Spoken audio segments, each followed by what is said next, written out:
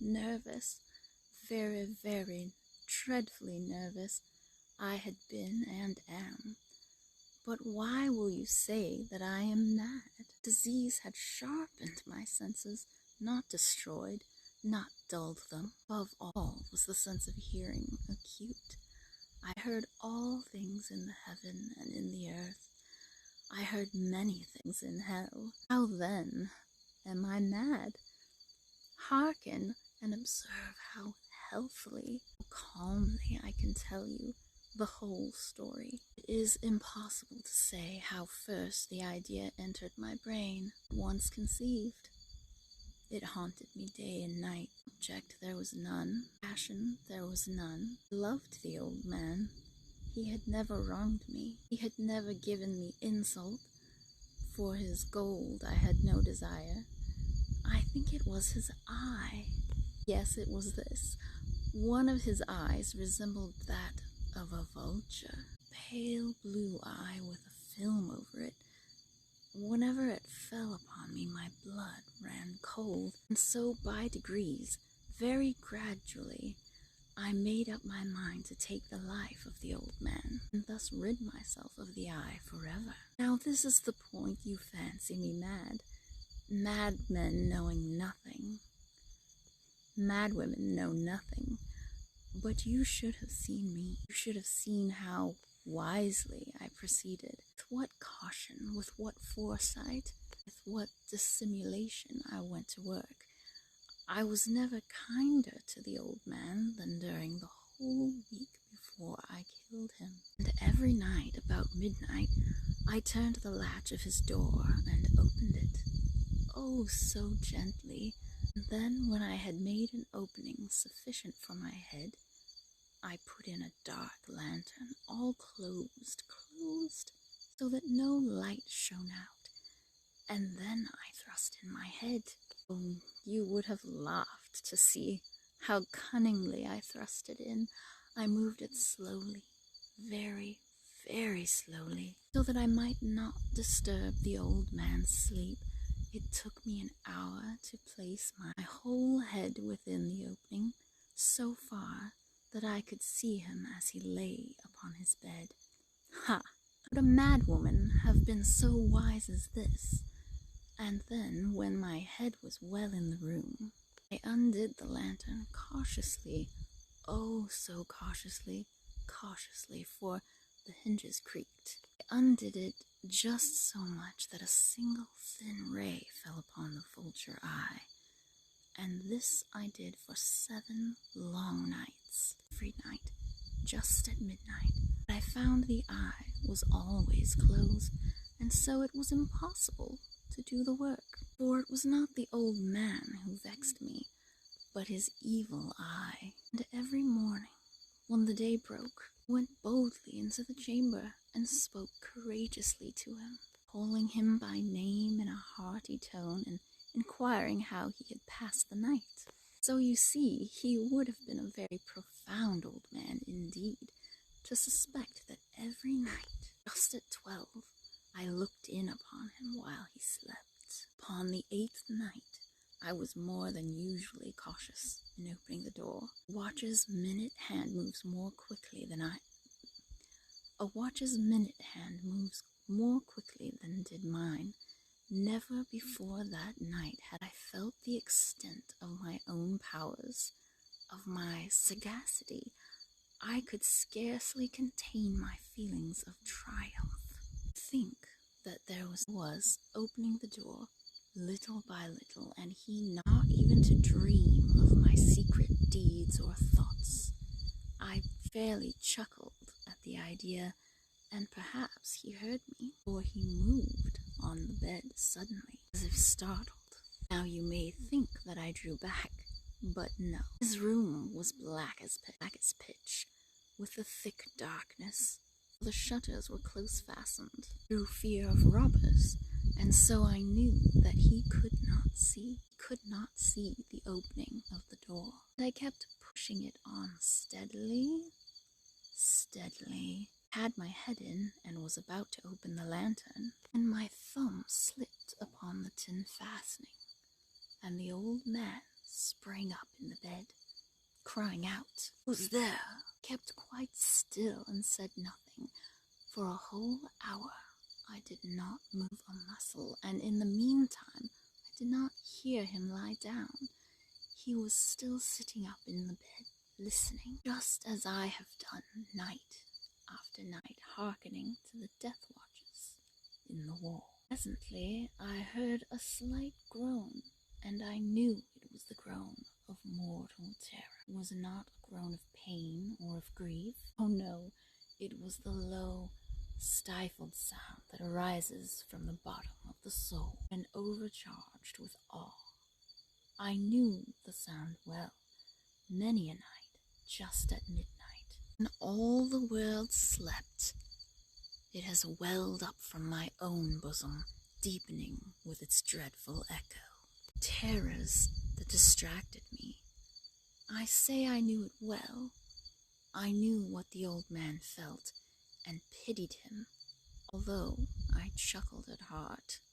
I knew that he had been lying awake ever since the first slight noise, when he had turned in the bed. His fears had been ever since growing upon him. He had been trying to fancy them causeless, but could not. He had been saying it to himself. "It is nothing but the wind in the chimney. It is only a mouse crossing the floor, or it is merely a cricket which has made a single chirp." Yes, he has been trying to comfort himself with these suppositions, but he had found all in vain, because death, in approaching him, had stalked with his black shadow before him, and enveloped the victim.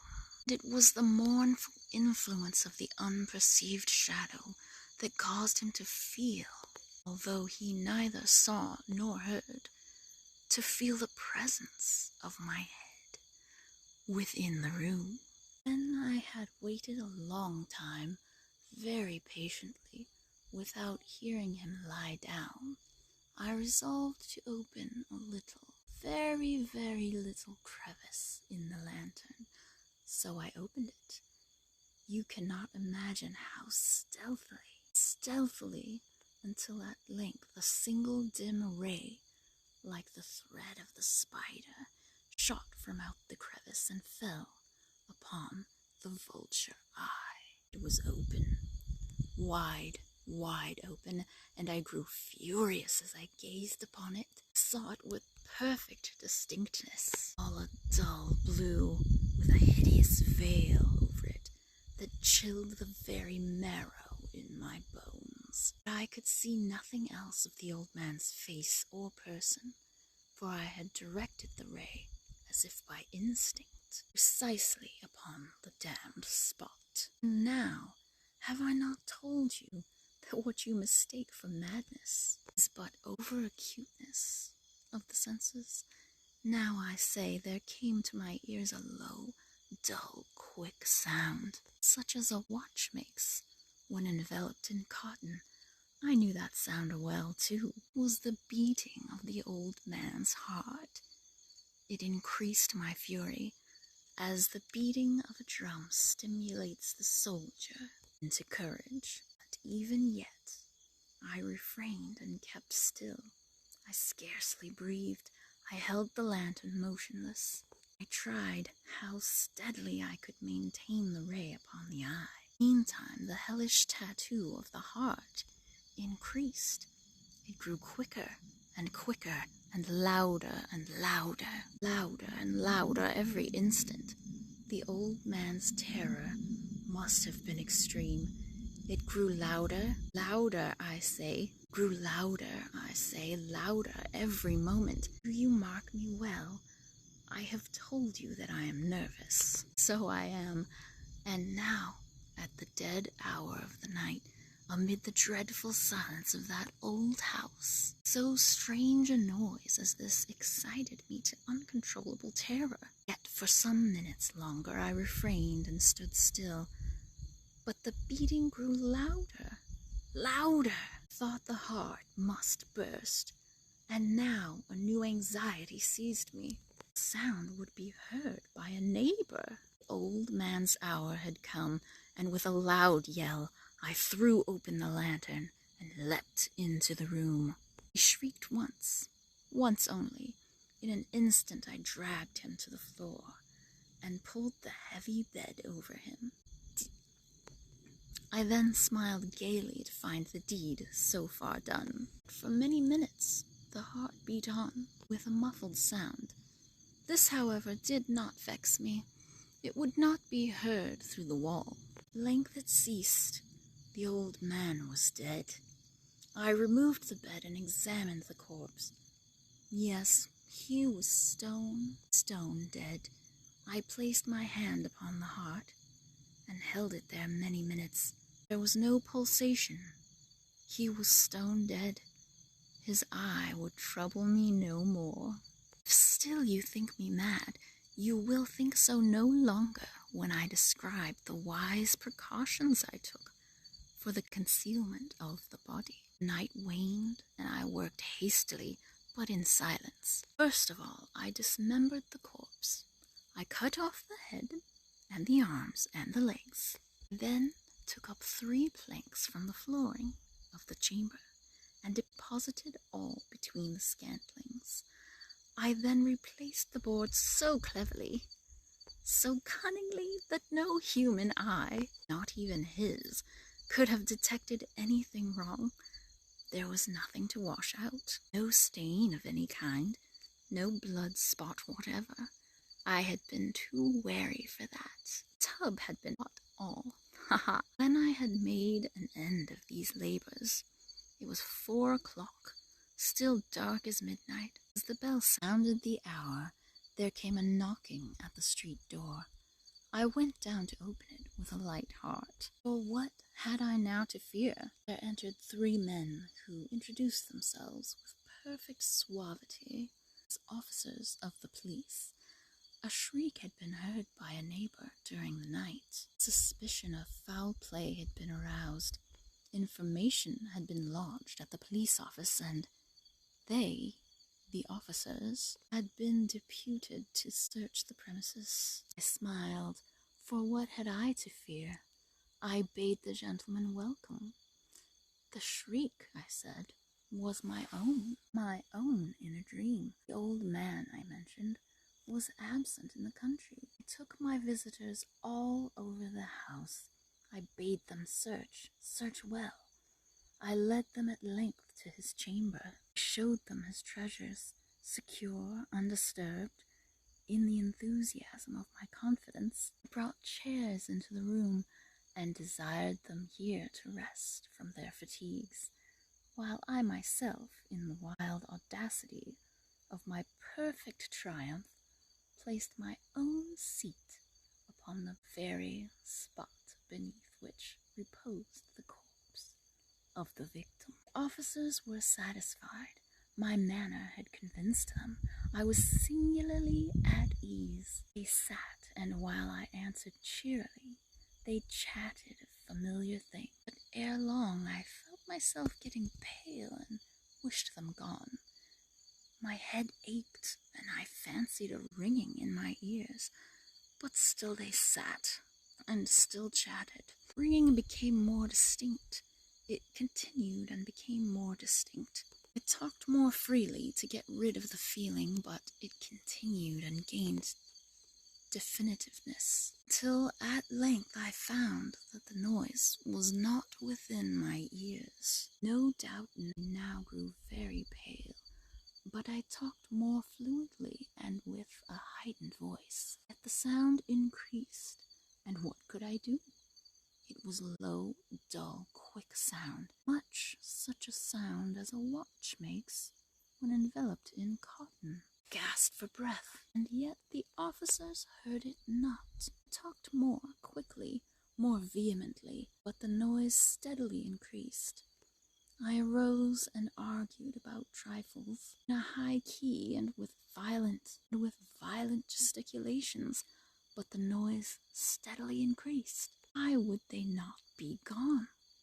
I paced the floor to and fro with heavy strides, as if excited to fury by the observations of the men, but the noise steadily increased. God, what could I do? I foamed, I raved, I swore. I swung the chair upon which I had been sitting, and grated it upon the boards. The noise arose over all, and continually increased. It grew louder, louder, louder, and still the men chatted pleasantly and smiled. Was it possible they heard not? Almighty God, no, no, they heard, they suspected, they knew. They were making a mockery of my horror. This I thought, and this I think, but anything was better than this agony. Anything was more tolerable than this derision. I could bear those hypocritical smiles no longer. I felt that I must scream or die. And now again, hark! Louder, louder, louder, louder, louder. Villains! I shrieked. Dissemble no more. I admit the deed. Tear up the planks. Here, here. It is the beating of his hideous heart.